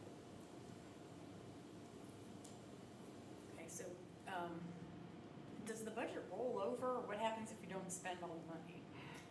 Just out of curiosity. it doesn't roll over, as far as I understand. It like goes No. back into the general apex. Yes, because the sustainability team Profit technically for the budgeted town. for it. Yeah, okay, all right. Yeah, I was just curious.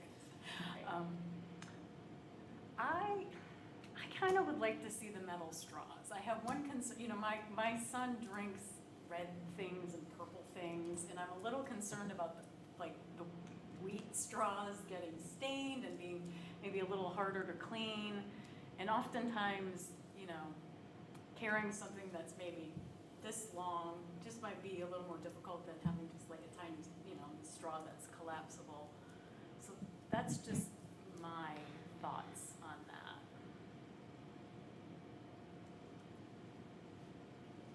But if everybody's cool with the wheat straw, and Well, I mean, I guess the straws are reusable, but the utensils are one-time use, right? No, they're reusable. Okay, They're not everything, dishwasher safe, but you hand wash them and you Yeah. reuse them over and over again. okay.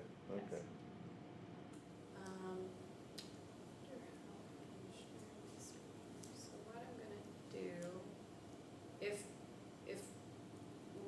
you all agree to the metal straws, we can try to add them in there. I would like to hear what others think. I don't want to be the lone metal straw. Well, when it comes to the swag, not everybody's going to, all of the visitors are gonna want the same thing.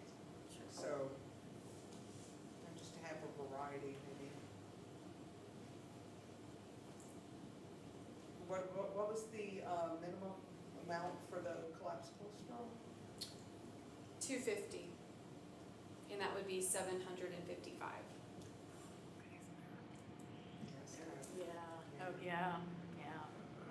Kind of pricey. That Yeah. is sort of, and I mean, the utensils to go are pricey too, but. Yeah, at 500, so the same as the utensils to go, it would be $13.15 for the straw. Okay, that's a lot. And, we were obviously prioritizing items that were made from sustainable materials and of course, had smart companies, but we also went for the lower end of the spectrum, of course. So I don't believe that there's another straw out there that's cheaper, although, we can look into that. Maybe that'll be another year. Yeah. Okay. Any other discussion? Or switch out some of the expense, because the flower pot set, it's not really coming with anything. I mean, the basil, if it was dill or something like that as a butterfly host or something, but what was it, basil and chives and Marigolds. marigold? If you did, all of that, plus the metal straw, minus the flower pot set, it would bring it to $4,009. I think the wheel needs more than Okay. two things, by the way. It's kind of a stupid wheel if it's just two things. I think you're gonna need at least three, because they're gonna wanna spin it, and Yeah. just two things, it's like, what are we doing here? Yeah, okay. In my opinion. I also wonder if your ratio of swag to price is off. And I would think 10-1 versus like 3-1 here you have. I think a lot of people are just gonna wanna not interact, but just take the stuff. Yeah, grab and go. That's my experience with these festivals. I'm not sure. You want them to interact, so maybe you're forcing it a little bit. That I suspect. Have to walk most of them are past grasping. the prize wheel. Make them walk past the prize wheel to get their swag. Well, you probably put it in a way that would facilitate that too. I've definitely been to tents before where they don't give you anything unless you spin the wheel, like you at least have to do that. So there's gonna be maybe like one thing that is given away automatically, like maybe a seed fan since people are getting hot. But then like everything else could be on the wheel instead. Yeah, that's what I'm thinking, I would think that the utensils to go could also be on the prize wheel. Yeah, I think it could too. Just have the sea fans as a swag. Yeah, there you go. But So maybe reduce the amount of utensils to go and increase seed fans? What does that do to that final number? Let's see. So utensils to go, I'm gonna have to look that one up to Yeah. see what the least amount product that we Maybe have. fine, maybe always used to laugh at me when I was working from home because I kept washing the same plastic utensils and using them over and over, and they're like, why don't you just? If honey bothers you, just ignore me, I can't help myself. Uh-huh. Good choice, right on. Thank you.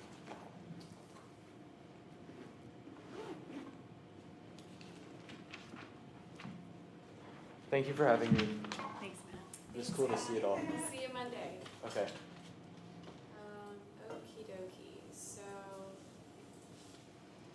seed fans. Let's go back to that. So if we can reduce the amount of utensils and make it 273, which is pretty significant. I like that better. That's good. And then the fans, let's see, I know that's kind of small right now, but, there we go. So what, should we start with 1,000?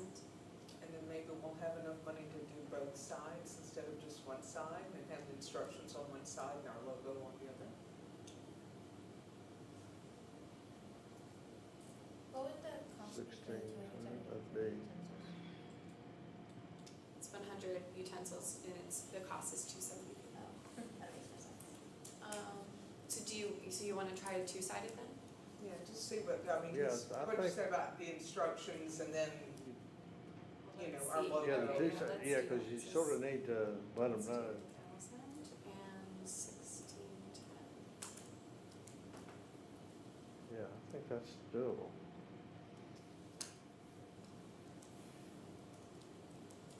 Yeah, So 4 items on prize wheel. prize wheel.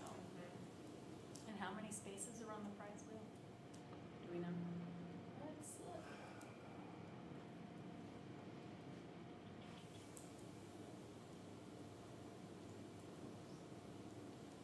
$14. Is that right? Okay. So, That would work. Yeah, I think so. Because at some point, you're gonna run out of one or more of those Yeah. items on the prize wheel, and you're gonna have to start substituting. Yeah, and then when it becomes low enough, it just becomes swag.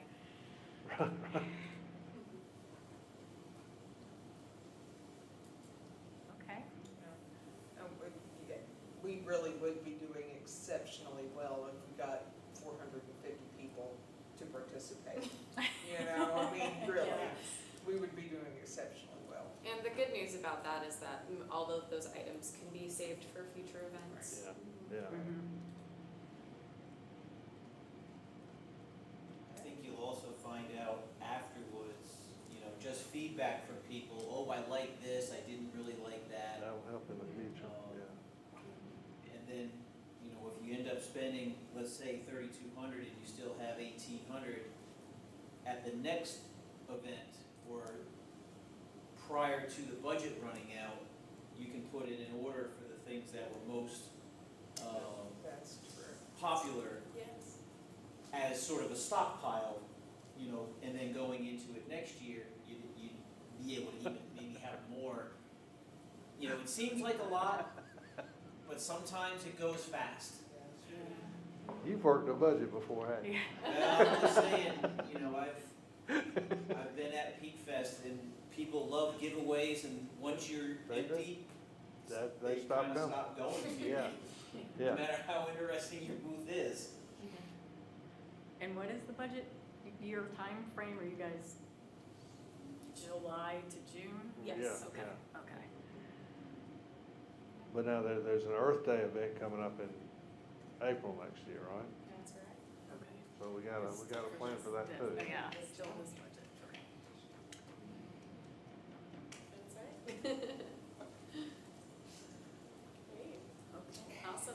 Well, we're going to meet with them on Monday, and that's when we'll start ordering things. I guess the next item of business is what you want to see on the fans and as the logo, right? So is it the Town of Apex logo with Apex Environmental Advisory Board? Like for utensils to go, for example? That is what is on the booth currently and on the tablecloth. Yeah, make it match. Okay. I think so. And then as far as the seed fans go, we can certainly design one side to say, hey, plant me. Yeah. Right. What would you like the other side to say? Is it like a link to your website, or is it an educational message? I mean, how much can we put on that one side? It's a 4x4. There's a lot, you can cram a lot of stuff onto that.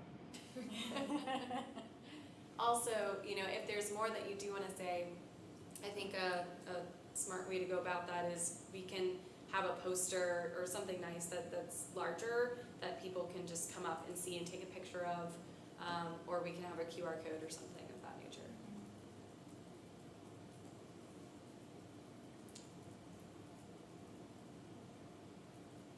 Wait, so one side with the plant me instructions and then the other side. Whatever you want. I like the logo and maybe website, or I don't know. That website's really long. Is it, Yeah, you'll have to. can we do a Sure. tiny URL or? You could do a tiny URL, you could also do a QR code, since people are gonna be holding the fans, but just scan the fan and like. I mean, folks use QR codes now, not people like me, but Yeah. everybody, all the youngsters do. How robust are QR codes? Like, I know some seed papers are like bumpy because of the seeds, and so I'm wondering, maybe that's not a problem. I don't know It's- anything about So QR wait, codes and the printing. I live with a data geek. QR codes were actually developed to replace barcodes, because with a barcode, if you get a single line across the whole thing, it's unusable. So they're actually internally consistent in 4 ways. If you fold it up and then fold it up again, it's all the same data. So it you won't only need matter. one of the 4 corners to actually be legible by your phone. Okay, wow. So- That's Yeah, I'm a plant geek, he's a data geek, so. Love it. That works. okay. So we could have a sub-page that we work on for the Environmental Advisory Board just for Peak Fest. That's an option, or link right to the Environmental Advisory Board page. Plus, It we needs to gotta be get more people interesting to than that. recognize that there is an Yeah. environmental advisory board. That's true. So just anything that we can. do Group just to- photo? We want people to come back, okay? If there was a slogan or a motto, I would suggest that. Yeah, I know, that's. Oh, we have a raised hand. That'd be Hey, yeah, I was just thinking maybe like we could do like a tiny URL to shorten the website, and then maybe put like, if we don't have like a slogan, like a quote that's like short and sweet to the point, something about like the environment, since we'll have the logo on multiple things. It might be repetitive. Well, Apex is the peak of good living, so we've got to be able to work something, into that somehow. What is the ordering deadline for this? as soon as possible. Yeah. Okay, all right, so we don't have time to like Tomorrow. have an aha moment. Although, I can, if you want to meditate on it through the weekend, and I can also start to think up some creative somethings, and then we can touch base on Monday, and that be the deadline. If anybody wants to email me with ideas, and then we will present the final design.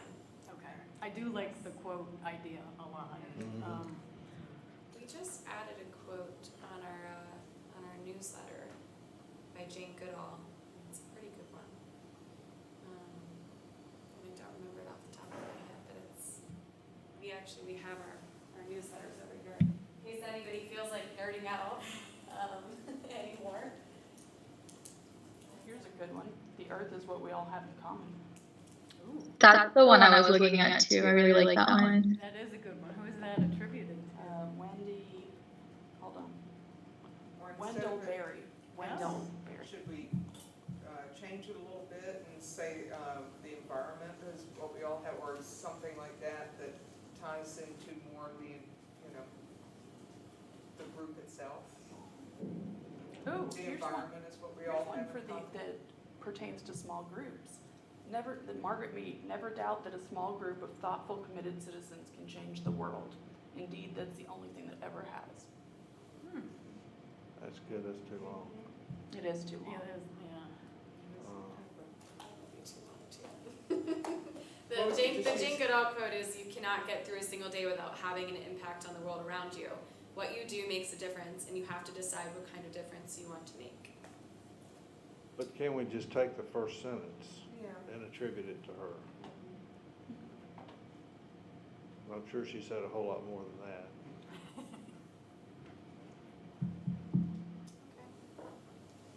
So do we want to go with that, or we want to go with the Monday deadline, Or, I'm sorry, this is just to throw it out there, taking part of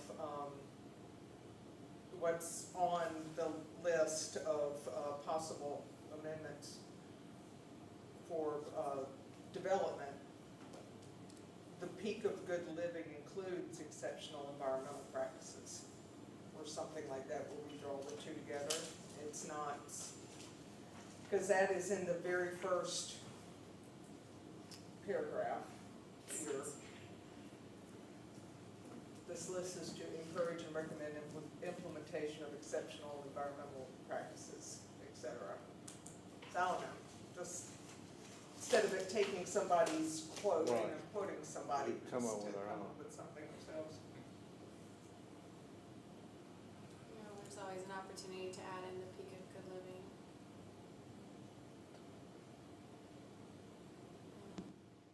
I don't know if this would go along with like the board's like mission, but it could be like the peak of good and sustainable living, and then like sustainable could be in like could be like bolded and like green or something to stand out. So it still have like the Not bad, most. that's not bad. I like that a lot. Yeah, we may have this worked out tonight. Peak of good and sustainable living, with sustainable being bold and green. Perhaps with carrot, it's like above it, like, as arrows say, and sustainable. Yeah, Yeah. yes. One last thing I'll just throw out there is that in the Code of Ordinances, in one of the paragraphs, it says that the EAB is charged in strengthening environmentally responsible practices that protect, promote, and nurture our community and the natural world. So that's a purpose.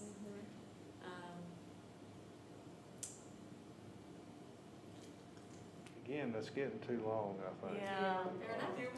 Fewer words. Yes, I agree. It's gotta be something people can remember. So do you want to go ahead and be solid on the peak of good and sustainable living? Sounds good. Do we have to take a motion or do a motion? Okay, all right. Does anybody want to move on the peak and sustainable living as the motto for the band? Sure, yes, I'm motion to All right. approve. Is there a second? Second. All right. Let's see. John? Aye. Michael? Mike? Aye. Pranathi? I Marilee? Aye. I will vote aye. Motion carries unanimously. I'll send some final design images for you all to see once it's complete. Excellent. Thank you for all of the work that you're doing on this. This is amazing. It's going to be great. Yeah, it is going to be a lot of fun. Okay, was there anything else about swag and the Peak Fest? We're solid. All right, perfect. And then really looking for the times when that gets straightened out. And just to reiterate, the final cost number is $3,176, although it is an estimate, so tax and things like that. So I'll send that final number as well. Excellent.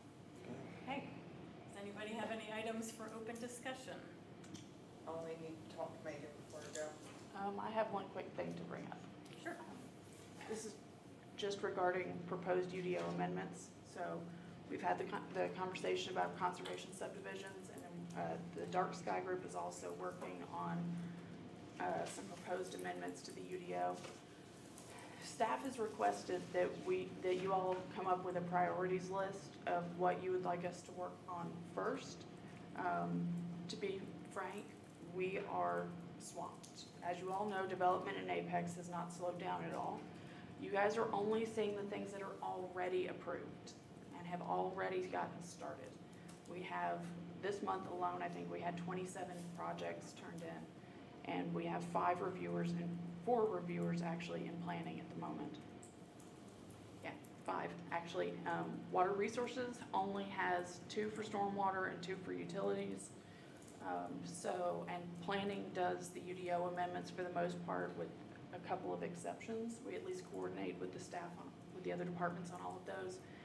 And town council has a list of things that we regularly get from them. So there's a continuous influx of new UDO amendments coming through. And since we really only have one staff member who spends a good portion of her time working on those, the rest of us help out when we can, but there's not a lot of time that we can. It takes us a lot of time to wade through those, especially large scale, like chapter-wide amendments. So they've requested, and we have requested, that you guys consider prioritizing those amendments. I know that we haven't necessarily gotten to a point where we have a ton right now, but even the portions of them, if you break them down internally, we would appreciate that. And then when we decide, when we get a new list from you, we would appreciate it if you would kind of reprioritize. And just keep in mind that as much as we want to make this move quickly, we don't have the capacity to. So you may send us something and it takes us 6 months to get it on a council agenda. That's moving fast, because we have to do a lot of research into things. We have to look really heavily into how to phrase the language to make it enforceable and what is doable. We have to try to straddle that line between getting the most out of development without making it too onerous, and try to figure out standards for things like, so just for example, the signs along RCA. Well, do you have one every 50 feet? Do you have one every 100 feet, every 75, every 200? At what point does it become too much? And at what point is it so far spaced apart that you can't see them and nobody will notice them? And some of those things kind of just hit you over the head and are easy to come up with, but some of them are very touchy-feely, and one person's going to tell you one number and another person's going to say that's just terrible. And so we try to come up with an in-between. Right now we have several amendments that Amanda's working on for the downtown because of the new downtown plan and everything that just got adopted a while ago. We've also got several things that have been directed by council for us to amend. So it's not that we're not trying to work on those, we just want to let you know that it takes longer than you might think just to get them going. Plus, council only meets twice a month, so, and then they only have their committee meetings, like the environmental committee of town council and the planning committee of town council. They only have those once a month typically. So it takes us some time to first get it ready for them and then to present it to them and get their feedback from whichever committee it is, and then go back and fix whatever it is that they tell us to fix, and then go. So it's a lot of this before we finally get to the end product. I'm not saying that's something you need to do today, but if we can kind of if you guys can kind of think about that in between this and our next meeting, that would be great. Just because we're trying to, and understand that you can give us your priority list and we will do our best to stick with it, but we are also getting priorities from other people. So we may have to blend your priority list in with other things. And sometimes we find out about a section in the UDO that has been consistently misinterpreted, and it is incredibly important that it get fixed as soon as possible. So things may come up that bump that priority list right out the window for a little bit. So we just wanted to make sure that it was communicated, that it's not that we're trying to put these things off, it's just that it's kind of takes a little bit longer than you think. Even though we feel like we're working on them constantly, it still is the pace of government, because if nothing else, we have to get other people to approve them. It's not quite the same in businesses where one person says, we're doing it, we're done. So. I wasn't aware that we still had things in the UDO that we were trying to amend. But, I mean, I know that there's, things like the EV charging and things like that, but. Well, that wouldn't be something y'all would be concerned. That one was actually staff proposed and might have been directed by council, but I don't think so. And Jenna worked on that, and she's in our long range planning division. We've got 2 or 3 people in that right now, but, so that was something she worked on. And that one's already been approved. The portions of the EV charging that we're wrestling with now in this group is whether or not we can make it an individual homeowner thing. And that will take us some time to find out as well. I may not have an update for you next month. There's just a lot of different things that end up coming into the planning department. We are kind of the town's catch-all. And I mean, poor Stan gets emails from me on a regular basis where somebody has called me about stormwater stuff, and I'm like, like, here you go. I'll help out, but, and then he, gets people complaining about trees leaning over their houses and has to send them to me, so. I appreciate you letting us know that, and Yeah. definitely, it's something I think maybe we should maybe. I think from the lighting work group, we are some ways away before we have a product that we would want you to look at. And I agree. I was talking to Yeah. Amanda and giving her a status update this morning. Yeah. And she's a little frazzled with all the, not you guys UDO amendments, but everybody else's. Yeah, everything. And she just wanted me to make sure that I took a moment to check in and make it a little clearer to everyone. So just wanted to let y'all know. That's all. Thank you, Shelley. You're welcome. So right now we have conservation subdivisions in question and dark sky eventually, and then of course now with the electric vehicles. So those are the 3 that I understand the EAB is working with. I can certainly put it on the agenda for August to discuss that. I think that's a good idea. Great. And with conservation subdivisions, if you all have any contacts with other places that have implemented such an ordinance, we would be happy to receive their contact information. If you don't, that's fine, but if you do, that would be great. We know a lot of communities have such an ordinance on file, but it doesn't get used very often for most places, just because it takes a developer who is willing and interested in thinking outside of the box, and it also takes a council and a staff that are willing to do that. And you kind of have to have all 3 of those things happening at the same time. Carborough, to my knowledge, is the only one in the area that regularly gets conservation subdivisions. And that's because they require that you present both a standard subdivision and a conservation alternative. They won't look at one without the other. I know there's one being proposed in Orange County, and then Chatham County has one that's being proposed currently. I can get you some contacts with some people. That would be great. Yeah, and have you all ever been in touch with Brooke Massa at the Wildlife Resources Commission? Yes. Okay, I'm gonna get you I think I have her Brooke's. contact information again. She that can help actually, she works with municipalities in actually developing ordinances, such ordinances. Okay. So I'll add that to the list of Did Brooke work with the Green Growth Toolbox at one Yes, point? yes, she still I've does, talked, yep. okay, yep, I've talked to her 2 or 3 times about that, and we've got their data pulled into our GIS stuff. Okay. I also want to give you an update that I reached out to Leanne, who presented from the Triangle Land Conservancy last month, and we've gotten her data, and we're working on setting up a meeting with them at the end of the month, so the last week in July probably, so that we can kind of discuss and get a better idea of where their priority areas are, so we can start kind of pushing people in that direction. And she and I have already had a conversation about one potential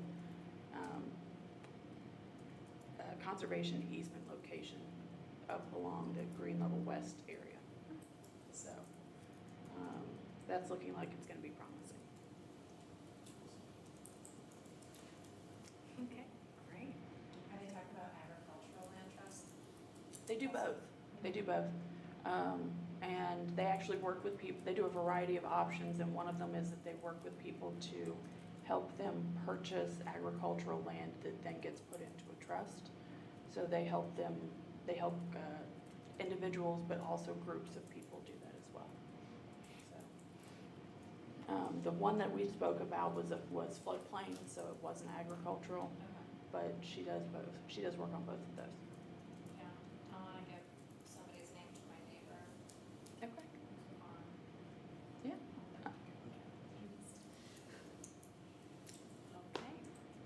Anything else?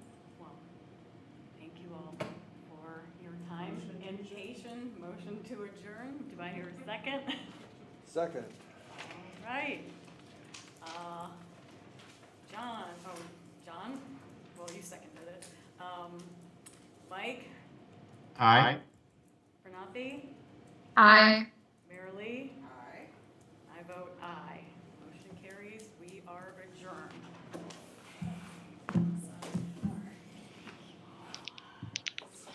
Long day, long.